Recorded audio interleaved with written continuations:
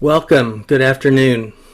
My name's Reverend Will McGarvey, and I'm the Executive Director of the Interfaith Council of Contra Costa County, and I'm here with Randy Thomas, a member of our elected council, and I'm so glad that you're taking a few minutes of time with me today. Thank you, Will.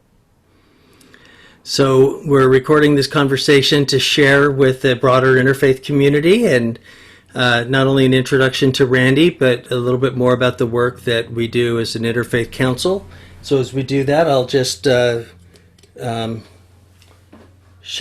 the light of a candle as we're thinking of all those folks that are in hospitals right now and those that are struggling with the COVID-19 virus and illness that is plaguing our country so much right now. Normally we would do this recording in person, but we're doing it over the internet today. So if we get to a place where there's not enough bandwidth to keep a good recording, we'll have to pause it and make sure that we have a good recording of our conversation. Thanks for taking some time with me, Randy. And why don't you just introduce yourself and share what it is about interfaith that draws you to it. Okay. I'm a member of the Elected Council for I4C. I also volunteer at the Interfaith Peace Project in Antioch, California. I've been on the council a little over a year now. Have met some incredible people, friends that are incredible. Why am I drawn to interfaith? Most of my life was involved in social service work. I worked with folks that had HIV/AIDS, mental illness, substance abuse issues, mentally challenged, and that were homeless. And I think one of the draws to interfaith for me is to find a balance between my spiritual and faith orientation and collaborating in a larger group of people that are collaborating, cooperating, and bringing service to the larger community. So tell us a bit about your own spirituality and your own faith journey. Yeah, I was raised a Methodist and then moved to Episcopalian, and then I would say the Buddhist trend kind of flowed in there.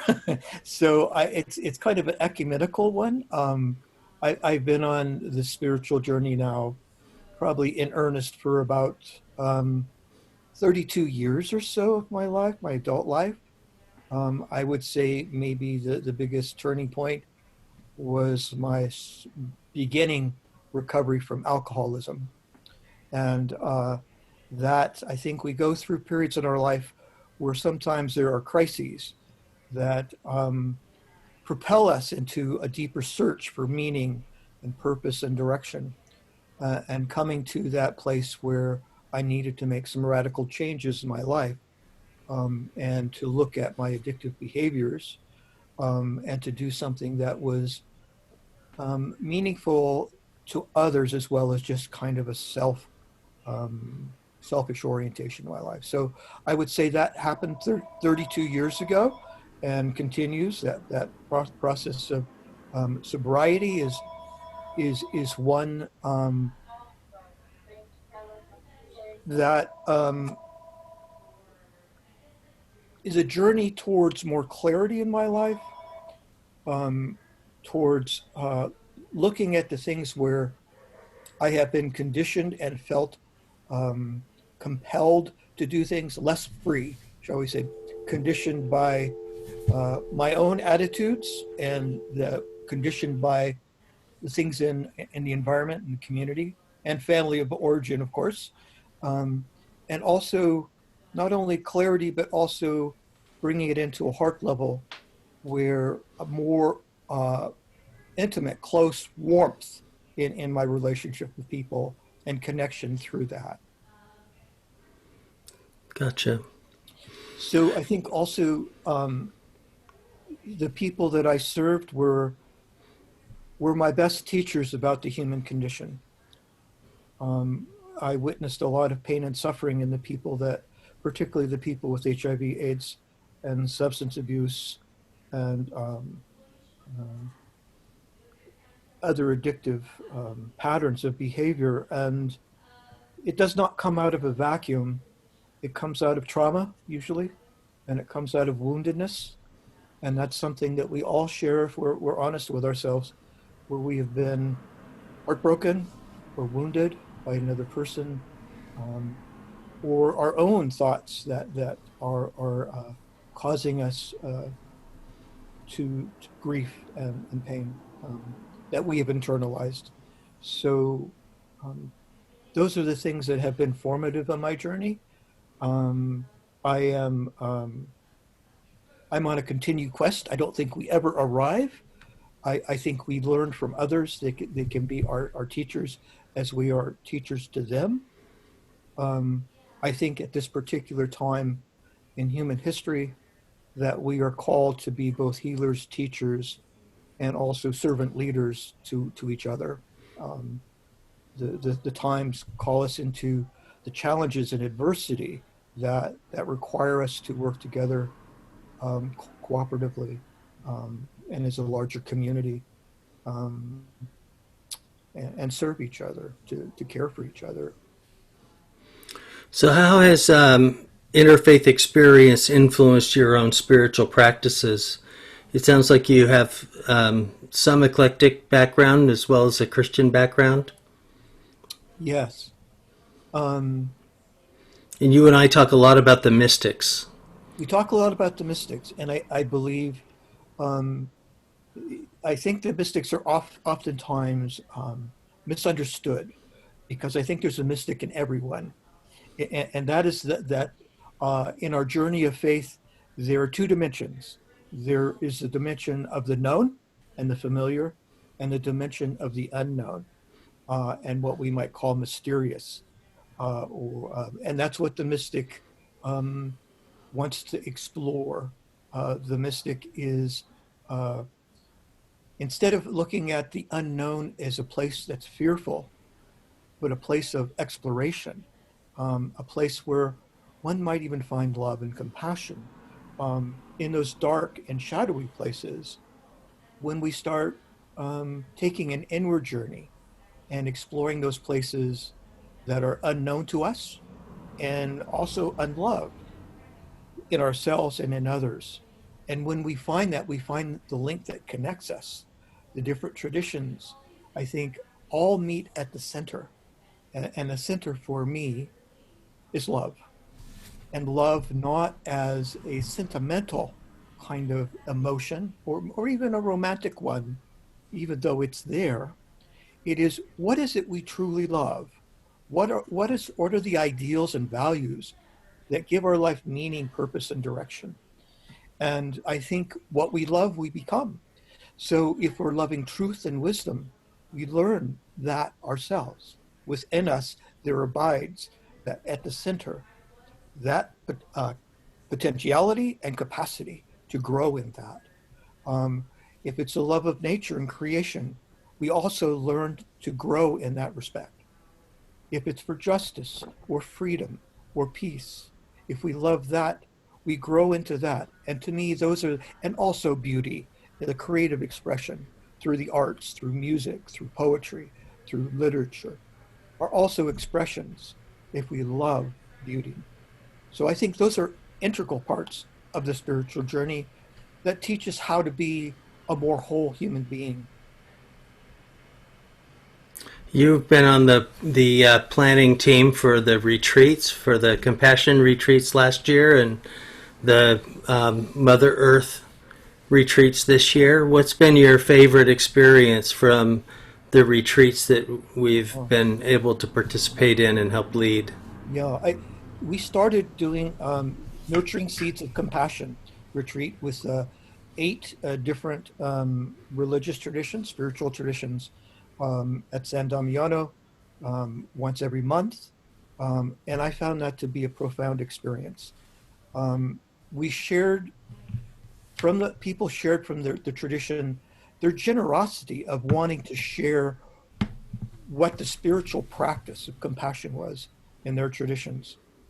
And you got a sense of a real generosity of spirit, a generosity of life giving and life supporting, life affirming, and life creating community in these retreat experiences. Um, I think for me, there was a lot of planning that went in. We had a great team that brought a lot of gifts to the planning, and Will did an incredible job of pulling this together, networking it, and trying to integrate all the different pieces. But what came out of most of the people came every session, and what was so amazing to me is you actually saw a community unfolding before your eyes. And as much as we went into scheduling and wanting to make this a meaningful experience, what happened was the relationship that was building between the people as they engaged each other.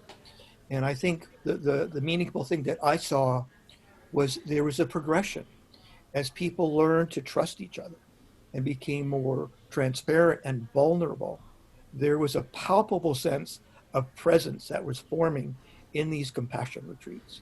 And then there was an experience that the relationships were flowing, they were fluid.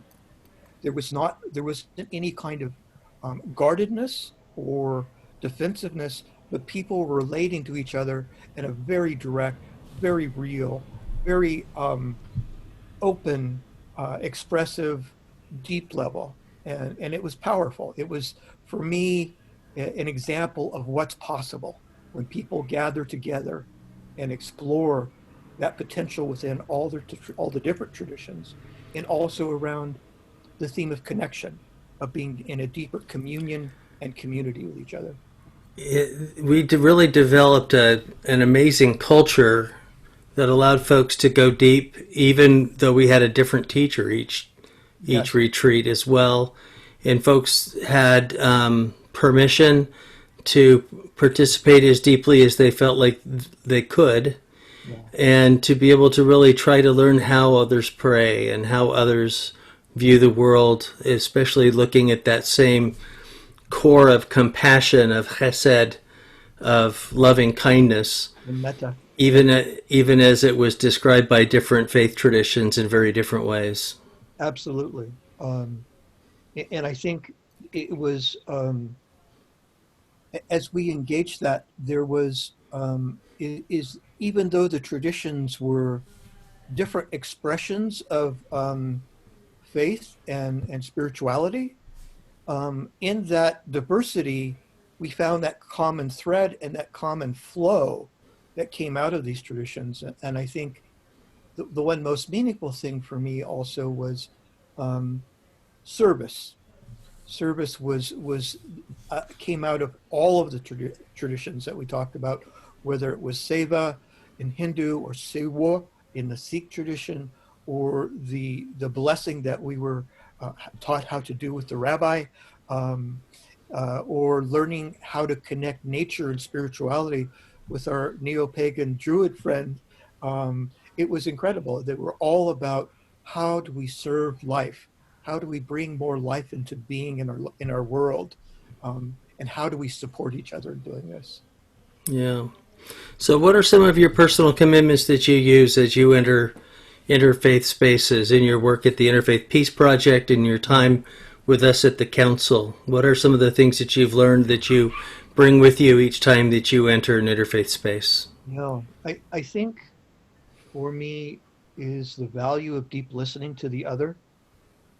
Um, one of the circles I facilitated at the Interfaith Peace Project was one called The Sacred Art of Listening by Kaylin Dahl uh, work. And what I am always amazed about when people gather and they open up from that place, deep listening to each other, there's something that emerges from that. And it's amazing. We also experience it at the retreats. It is a deep wisdom that's already within every person there, and sharing that wisdom and the connection and the bonds that form out of that relationship with others, and the love that comes out of caring for each other is very powerful. And I think deep listening to the other is one of the things that I bring into space, into interfaith space. Um, I think creating a space that is welcoming, that is non-judgmental, that is, we're going to meet you where you are, we're going to accept you where you are. When people have that sense that you are presenting that or inviting them into that space, that welcome space, they feel more accepted. Their defenses ease. And it's like the compassion retreats. The experience of life being shared flows, and it's a gentle flow. Um, it becomes a dialogue, and it also becomes a communion, a deeper communion and relationship. Um, I think those deep listening, creating a welcome space of acceptance, non-judgment, um, meeting people where they are, um, recognizing that they have wisdom to share, that what can we learn from each other, that dimension of faith that's unknown. There's an unknown dimension of ourselves. There's an other within us, and there's an other in the other. And I think there's kind of almost like a mutual revelation that happens when we truly dialogue with each other. Yeah, it's powerful, especially when you're able to experience that with folks, maybe that they've not been able to experience that with anyone except their own co-religionists, and to Yes, recognize that it's not just the similarities that we have, but also the differences that we have, and the distinctiveness of each of our traditions and the beauty that that brings to a conversation. absolutely. And I think, personally also, I know that you probably experience this as well in our retreats, is it teaches us how to be a more whole human being.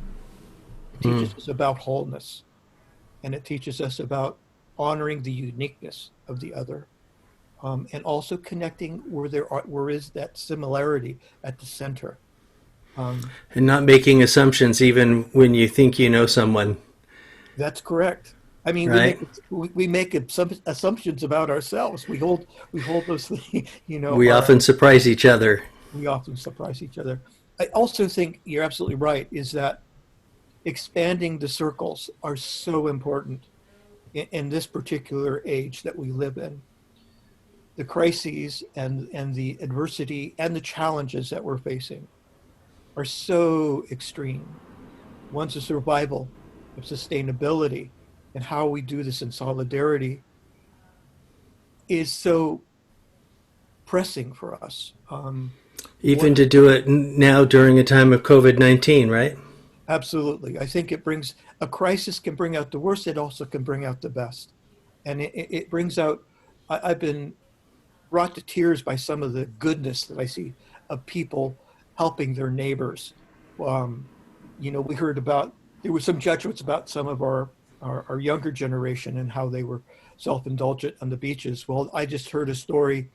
There was a young gentleman in line at a grocery store here locally, and he saw an elderly person that didn't was looking for something in their shopping cart, and he says, "Here, take what I have here.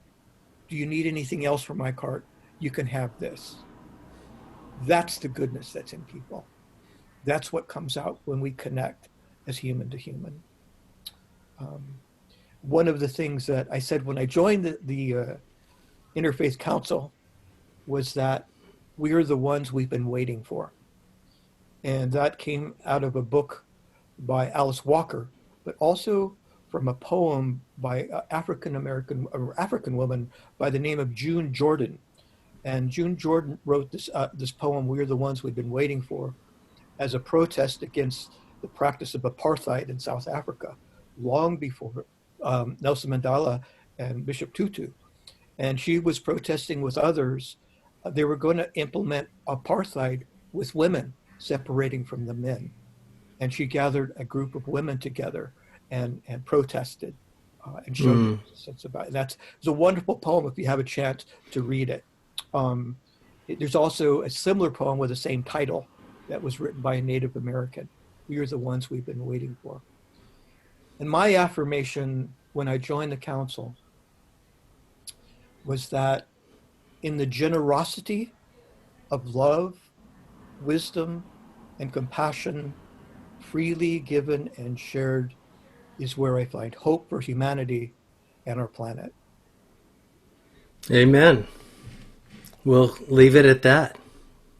Thanks so much, Randy. Thanks for all you do, and thanks for taking a few minutes with me here to share with the broader world some of the work that we do in our meetings and in between.